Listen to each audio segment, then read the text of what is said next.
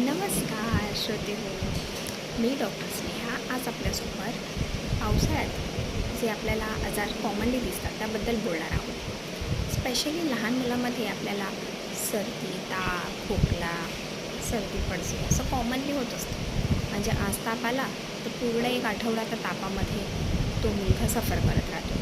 तर हे कॉमनली जे आपल्याला दिसतं आणि याच्यामध्ये कधी कधी इतका त्रास होतो की लहान मुलांना अक्षरशः ॲडमिट करावं लागतं. तर हे अजून काही होतं लहान मुलांमध्ये. तर जेव्हा वेदर चेंज होतं तर काही मुलांचं डायजेस्टिव्ह सिस्टीम थोडी इफेक्ट होते आणि त्यांना लूज मोशन्स, जुलाब होतात, उलट्या होतात, मळमळ होते, पोटामध्ये दुखतं आहे, फार दुखायला पोटामध्ये सुरुवात होते आणि अचानक पालकांच्या लक्षातच येत नाही की अशा वेळेला करायचं काय. तर मग ते लगेच जाऊन एखाद्या हॉस्पिटलमध्ये त्या बाळाला आपल्या ॲडमिट करून टाकतात. आणि हे झालं छोट्यांबद्दल, लहान लोकांबद्दल. आता आपण थोडंसं एज ग्रुप, मोठ्या एज ग्रुपचं बघूया.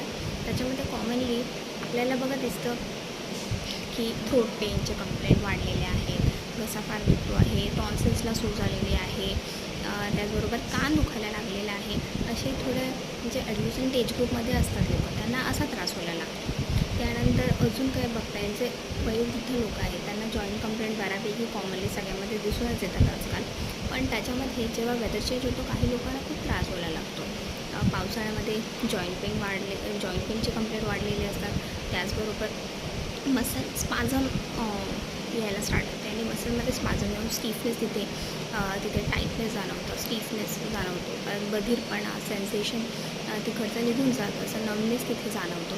अशा प्रकारचे बरेच कंप्लेंट आपल्याला ओल्ड एज ग्रुपमध्ये दिसतात. तर पावसाळ्यामध्ये हे कॉमन चेंजेस आहेत. यासाठी होमिओपॅथी खूप चांगल्या प्रकारे काम करते. Homeopathy is a holistic line of treatment.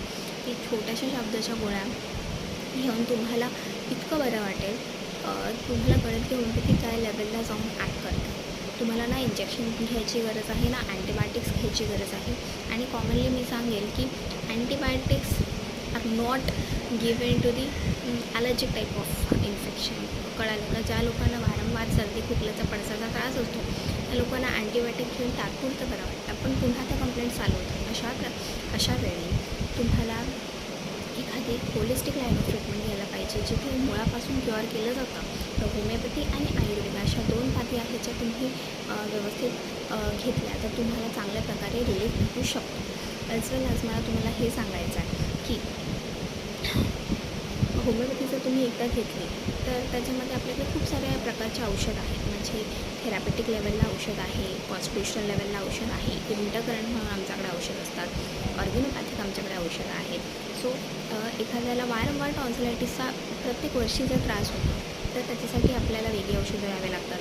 तर तुम्हाला वेदर चेंज झाल्यावर थोडासा सर्दी खोकला त्याचा त्रास आहे, फीवर येतो आहे नॉर्मली, तर आपण त्याला सुपरफिशियल लेवलला ॲक्ट करणारे मेडिसिन्स देऊ शकतो. होमिओपॅथीमध्ये स्पेशली पावसाळ्याच्या सीझनसाठी जिथे म्हणजे ज्यांना कोल्ड एअर एग्रेवेशन आहे, डॅम्प वेदर एग्रेवेशन आहे, जे ढगाळ वातावरण असतं त्याच्यामध्ये काही लोकांना जॉईंट कंप्लेंट वाढतात किंवा काही लोकांना त्रास होतो.